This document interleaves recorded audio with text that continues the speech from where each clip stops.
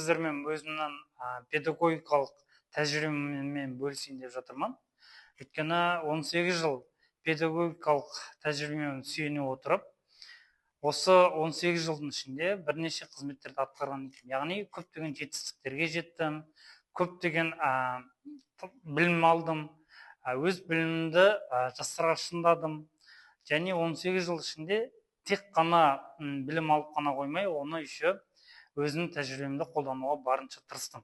Соның бірден бір жетістігі ретінде әріптестерімнің арасынан өзім ағылшын тілі бірлестігінің басшысы ретінде тағайындалдым, яғни жетекші ретінде. Осы жетекшілік етіп жүрген кезде барынша өзімнің тәжірибемді жас мамандарға беруге тырыстым. Яғни келешек өсіп келе жатқан жас мамандарға тәжірибе алмасып, олардан тәжірибе алып, өйткені бүгінгі таңда оқушыларды тәрбиелеу үшін біз заман талабына сай болуымыз керек. Өйткені жас оқушылар бүгінгі заман талабына сай сіз ұстаздардан көптеген сұраныстарды талап етеді.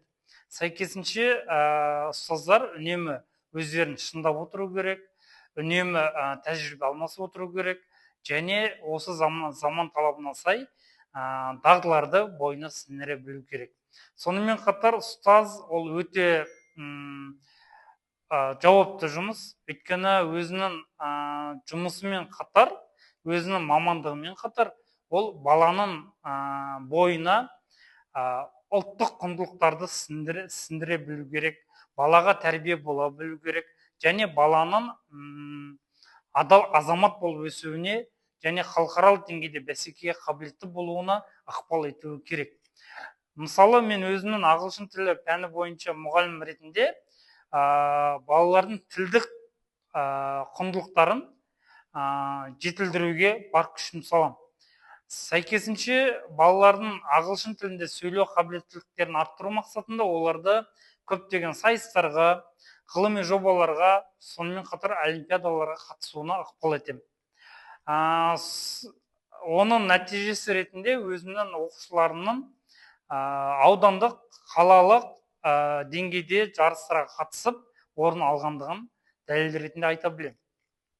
Сол сияқты олардың Cambridge Assessment English және IELTS сияқты халықаралық деңгейдегі тесттерді тапсыруына ықпал етемін. Өйткені осы тесттерді тапсыру арқылы баланың шетелде білім алуына және шетелде қандай да бір қызмет атқарған жағдайда өзінің тілдік қабілеттіліктерін көрсете біледі. Енді бұл ағылшын тілі пәнінің мұғалімі ретінде өзімнің жинақтаған тәжірибем.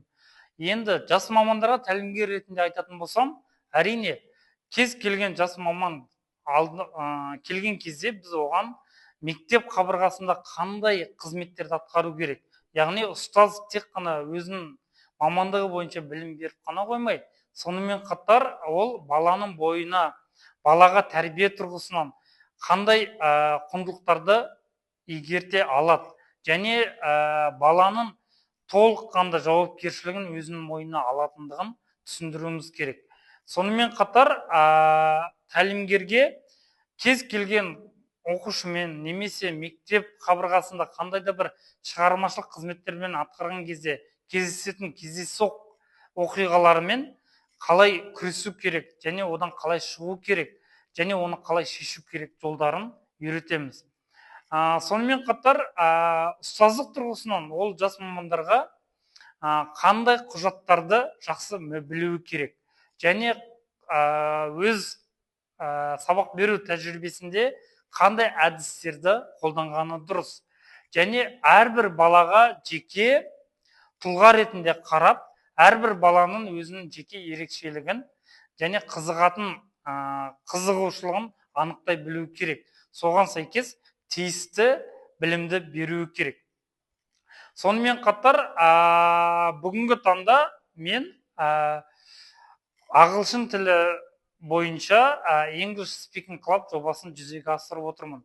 Бұл неліктен асырылып жатқан жоба? Өйткені осы жоба аясында біз балалардың сөйлеу қабілеттілігін және өзара сұхбаттасу қабілеттілігін арттыруға аса мән береміз.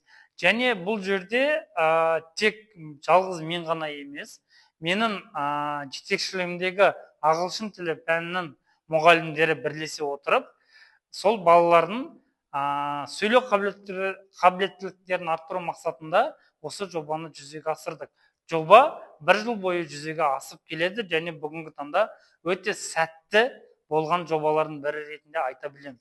Өйткені осы жобаның нәтижесінде қорытындылай келгенде біз Disneyland мультиктерінің қойылымын сахнаға шығарып, яғни 10-шы сыныптардың арасында үлкен деңгейде іс-шара өткіздік. Яғни осы іс-шара барысында олардың қаншалықты тілдік сөйлеу қабілеттіліктерінің дамығандығын анықтай білдік.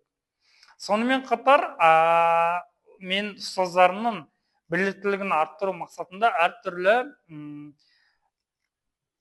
әртүрлі мастер-класстарға жіберіп отырамын. Яғни олар өздерінің білімін және тәжірибесін шыңдап отыру керек. Осыған аса мән беремін. Және балаларым үнемі дайындауға, олимпиадаға қатысуына ықпал ете білемін.